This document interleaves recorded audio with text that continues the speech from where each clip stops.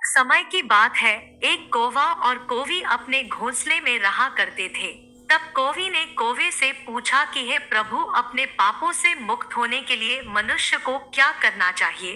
तब कौवे ने कहा कि अब मैं जो बात बताने जा रहा हूँ उसे ध्यान से सुनो कोवी। महाभारत में एक ऐसा प्रसंग आता है जिसमें दानवीर कर्ण को, जिसने अपने पूरे जीवन में दान किए हैं और जो अपनी दान वीरता के लिए ही जाना जाता था, उसे सब कुछ दान करने के बाद भी चित्रगुप्त ने मोक्ष देने से इनकार कर दिया था।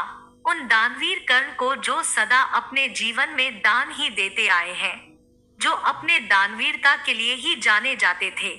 जब इतना दान देने के बावजूद भी चित्रगुप्त ने उन्हें मोक्ष देने से इनकार कर दिया, तब कर्ण ने चित्रगुप्त से कहा कि मैंने तो अपनी सारी संपदा दान देने में ही समर्पित कर दी, यहाँ तक कि मैं अपने शरीर की रक्षा करने वाले कवच और कुंडल भी दान में दे दिए, तो चित्रगुप्त, मुझ पर यह कैसा ऋण शेष रह गया।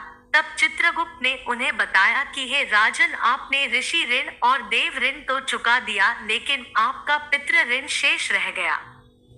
दोस्तों, हम आपको यह जानकारी दे देते हैं कि आपके जीवन में आपको यह 3 ऋण तो चुकाने ही रहते हैं, ऋषि ऋण, देव ऋण और पितृ ऋण, जिनमें से यदि एक ऋण भी शेष रह गया तो उस व्यक्ति को मोक्ष नहीं मिल सकता, और यह तीनों ऋण एक मनुष्य को अपने जीवन काल में चुकाने ही चाहिए।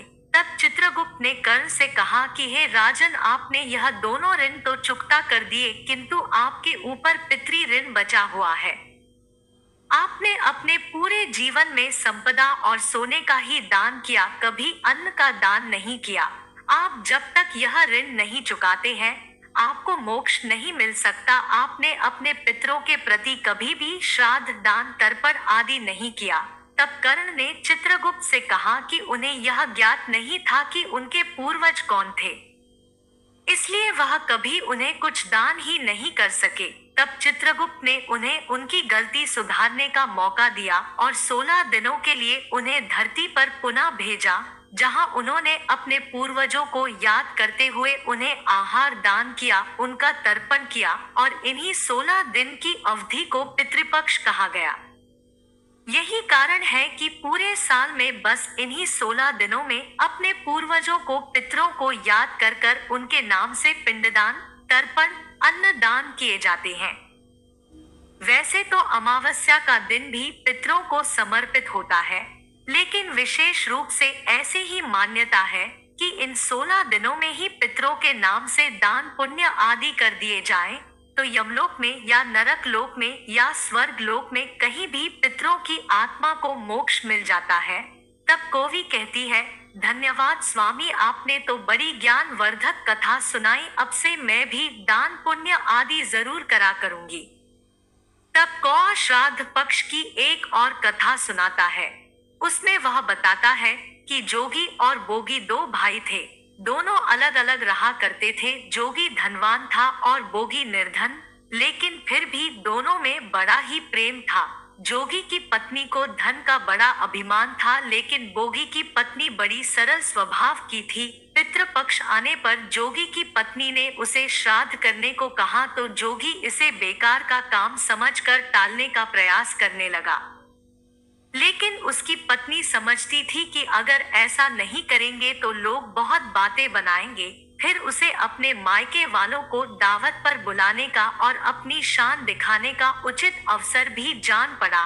तब उसकी पत्नी ने उससे कहा कि आप शायद मेरी परेशानी के कारण ऐसा कह रहे हैं, लेकिन मुझे ऐसा करने में कोई परेशानी नहीं होगी। मैं काम करने के लिए बोगी की पत्नी को बुला लूंगी और हम दोनों मिलकर सारा काम भी कर लेंगे।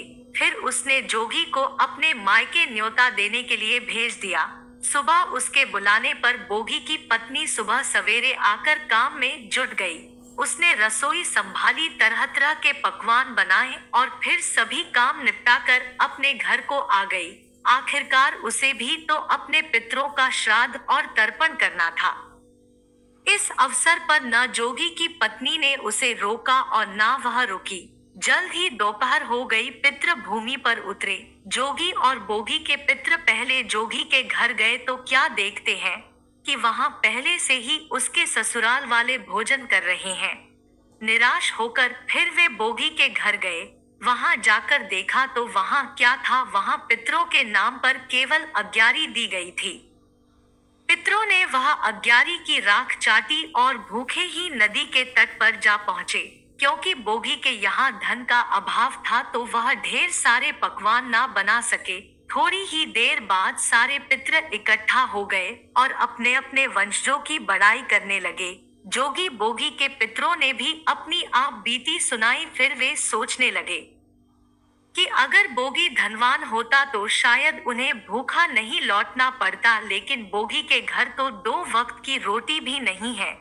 यही सोचकर उन्हें बोगी के ऊपर दया आ गई और वह थोड़ी ही देर बाद नाच नाच कर गाने लगे, बोगी के घर धन हो जाए, बोगी के घर धन हो जाए।